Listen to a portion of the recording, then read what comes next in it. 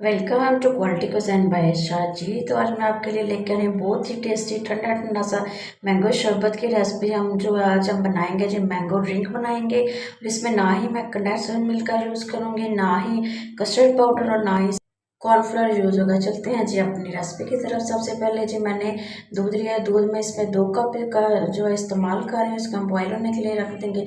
शामिल करेंगे इसमें 4 टेबल स्पून मैंने चीनी शामिल किया। अपने टेस्ट के हिसाब से कम या ज़्यादा कर सकते हैं।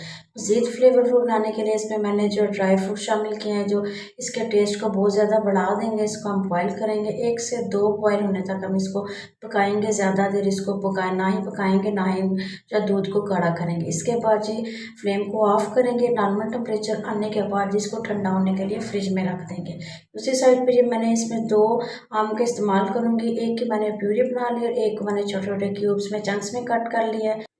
तो को लगा मैंने 2 टेबल स्पून जो भिगो के रख दिया था। और उसके बाद इसमें मैं शामिल करूँगी जी हाफ कप से थोड़ा सा कम है, इसमें साबूदाना शामिल करूँगी। साबूदाना जो है ऑप्शनल, अगर आप स्किप करना चाहते हैं तो स्किप भी कर सकते हैं। और ये जी मिल्क जो हमने बॉयल किया था वो ठंडा हो चुका है। मज़ीद चिल करने के लिए इसमें बर्फ़ का करूँगी मैं इस्तेमाल। इसके बाद हम इसमें शामिल करेंगे जो आम की हमने प्यूरी बनाई थी वो शामिल करेंगे। अच्छी तरह से मिक्स करेंगे और इससे से इतना ज़बरदस्त कलर आ जाएगा, किसी और चीज़ की ज़रूरत नहीं पड़ेगी। साथ ही हमने इसमें साबूदाना और तुख मलंगा शामिल किया। अच्छी तरह से मिक्स करेंगे और एंड पे जी जो हमने चंक्स कट के मैंगो के रखे थे वो करेंगे, जो इसके टेस्ट को और ज़्यादा दुबाला कर देंगे।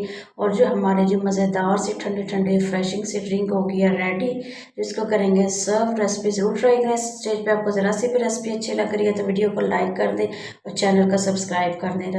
बहुत ही ईजी और बजट फ्रेंडली ये रेसिपी या ड्रिंक है। आप इजीली किसी भी टाइम बना सकते हैं अपने गेस्ट के लिए, अपने घर वालों के लिए, फैमिली मेम्बर्स के लिए। रेसिपी ज़रूर ट्राई करें। अपना फीडबैक देना ना भूलिएगा। Thank you.